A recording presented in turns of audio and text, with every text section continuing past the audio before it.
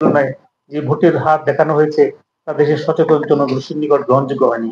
একাদশ সংসদ নির্বাচনের দিনের ভোট আনুষ্ঠানিক ভোট গ্রহণের নির্ধারিত তারিখের পূর্ববর্তী রাতে প্রশাসন, আইনশৃঙ্খলা বাহিনী ও দলীয় নেতাকর্মীদের সহায়তায় সম্পন্ন করায় যেকোনো মানদণ্ডের বিচারে এটিকে কোনোভাবেই সুষ্ঠু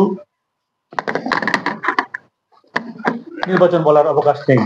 সর্বশেষ দ্বাদশ সংসদ নির্বাচনে বিদায়ী প্রধানমন্ত্রী ঠিক করে দেন দলীয় ও বিরোধী দলের প্রার্থী কে হবে এবং কাকে নির্বাচনে বিজয়ী করা হবে। বস্তুত ক্ষমতাসীন আওয়ামী লীগ এমন তিনটি প্রতিদ্বন্দ্বিতাহীন ও প্রসারমূলক নির্বাচনের আয়োজন করে। প্রধান বিরোধী দল বিএনপির দাবি দলীয় সরকারের অধীন নির্বাচন নিরপেক্ষ হবে না, এটিকে প্রতিষ্ঠিত করেছে। পৃথিবীর অন্যান্য গণতান্ত্রিক রাষ্ট্রে একটি নির্বাচিত সরকারের মেয়াদ অবসানে কি পদ্ধতিতে নির্বাচন অনুষ্ঠিত হবে এটি একটি মীমাংসিত বিষয়। আমাদের দেশে এটিকে মীমাংসিত করে স্থায়ী রূপ দেওয়ার চেষ্টা করা হলেও সেটি যে কোনো কারণেই হোক দীর্ঘকালের জন্য ফলপ্রসূ হতে পারেনি।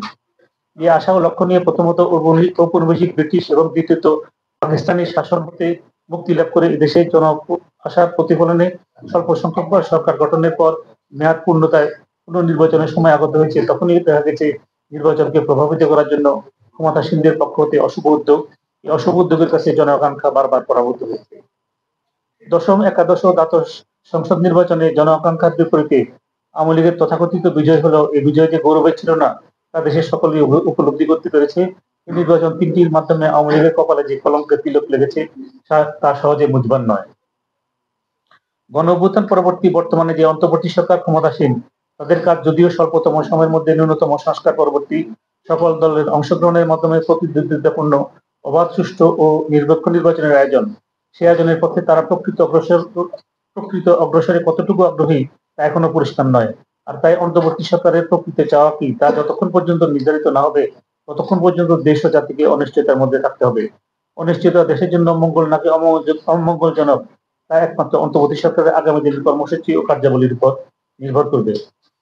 নির্বাচন প্রশ্নে আনুপাতিক প্রতিনিধিত্ব নাকি বর্তমান প্রচলিত পদ্ধতিতে অনুষ্ঠিত হবে এ বিষয়ে রাজনৈতিক দলসমূহ ঐক্যমতে পৌঁছাতে সক্ষম হয়নি। কোনো রাজনৈতিক দল উচ্চ কক্ষ ও নিম্ন কক্ষ উভয় কক্ষে পিয়ার পদ্ধতির পক্ষে, আবার কোনো রাজনৈতিক দল একমাত্র উচ্চ কক্ষে পিয়ার পদ্ধতির পক্ষে। সংবিধানের বর্তমান ব্যবস্থায় মহিলাদের জন্য সংরক্ষিত 50টি আসনের ক্ষেত্রে পিয়ার পদ্ধতি অনুষ্ঠিত হয়। সে বিবেচনায় উচ্চ কক্ষে পিয়ার পদ্ধতি অনুষ্ঠিত হলে এবং নিম্ন কক্ষে বিদ্যমান পদ্ধতিতে নির্বাচন অনুষ্ঠিত হলে তা হয়তো অধিকাংশ রাজনৈতিক দলের নিকট গ্রহণযোগ্য হবে। জুলাই সনদে উদ্যোগ পর্যন্ত 25টি রাজনৈতিক দল স্বাক্ষর করলেও সনদ বাস্তবায়নে কোনো আইনি বাধ্যবাধকতা তৈরি হয়নি। শুধু স্বাক্ষরকারী দলগুলোর নৈতিক দায়বদ্ধতা তৈরি হয়েছে। আইনি ভিত্তি আদায়ে যারা আন্দোলন করছে তা যৌক্তিক, কারণ ক্ষমতায় গেলে দেশের রাজনৈতিক দলগুলো প্রতিশ্রুতি বাস্তবায়ন করবে বিশ্বাস অনেকের মধ্যেই নেই। রাজনৈতিক দলগুলোর মধ্যেও পারস্পরিক আস্থার অভাব রয়েছে। অধিকাংশ রাজনৈতিক দলের অভিমত সনদ বাস্তবায়ন নিশ্চিত না হলে এই সনদটি মূল্যহীন। বিভিন্ন রাজনৈতিক দল জাতীয় সংসদ নির্বাচনের প্রাক্কালে যে নির্বাচনী ইশতেহার ঘোষণা করে তাতে অনেক প্রতিশ্রুতি থাকে, কিন্তু নির্বাচন পরবর্তী দেখা যায় সে প্রতিশ্রুতি বাস্তবায়নে নানা ধরনের বাধা বিপত্তির উদ্ভব হয়। জুলাই সনদে যদিও বলা হয়েছে নির্বাচিত সরকার সনদ বাস্তবায়ন করবে, কিন্তু কি পদ্ধতিতে তা বাস্তবায়ন হবে সে বিষয়টি পরিষ্কার নয়। তাছাড়া জুলাই সনদ বাস্তবায়নের বিষয়টি রাজনৈতিক দলসমূহের নির্বাচনী ইশতেহারে অন্তর্ভুক্তির প্রশ্নও দেখা যায়। জুলাই সনদে এমন অনেক বিষয় রয়েছে যা বিদ্যমান সংবিধানের পরিপন্থী। সেক্ষেত্রে এটি কিভাবে বাস্তবায়ন হবে? কারণ সংবিধান দেশের সর্বোচ্চ আইন। এই আইনের পরিপন্থী যে কোনো আইন এমনিতেই বাতিল হয়ে যায়। আর তাই জুলাই সনদে সব রাজনৈতিক দল স্বাক্ষর করলেও এর আইনি ভিত্তি ছাড়া এটি মূল্যহীন। পরবর্তী নির্বাচিত সরকার যতক্ষণ পর্যন্ত না এটি বাস্তবায়ন করছে ততক্ষণ পর্যন্ত এটি কোনো কার্যকারিতা নেই।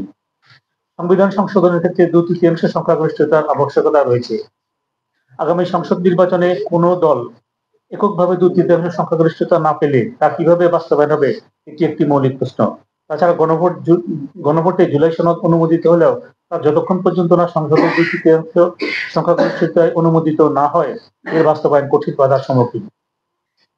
ইতিমধ্যে অন্তর্বর্তী সরকার কর্তৃক গঠিত জাতীয় ঐক্যমত্য কমিশন বিভিন্ন রাজনৈতিক দলের সাথে আলোচনার মাধ্যমে সমঝোতায় উপনীত হয়ে জাতীয় সংসদ নির্বাচন অনুষ্ঠানের দিন জুলাই সনদ বাস্তবায়নের বিষয়ে গণভোটের আয়োজনের কথা বললেও সেই প্রশ্নে চূড়ান্তভাবে সমঝোতায় উপনীত হওয়া না গেলে এর বাস্তবায়ন দুরূহ। আর নির্বাচন অনুষ্ঠান বিষয়ে অন্তর্বর্তী সরকারের পক্ষ থেকে ফেব্রুয়ারি 2026-এর মধ্যে সম্পন্ন যে ঘোষণা দেওয়া হয়েছে তা আনুষ্ঠানিক ভোট পর্ব শেষ হওয়া পরবর্তী ফলাফল ঘোষিত না হওয়া পর্যন্ত জনমনে আশা সঞ্চারের পথে নানা প্রতিবন্ধকতায় আবদ্ধ। এ ছিল আমার প্রবন্ধ। তো আমি প্রবন্ধ উপস্থাপন শেষ করলাম। এখন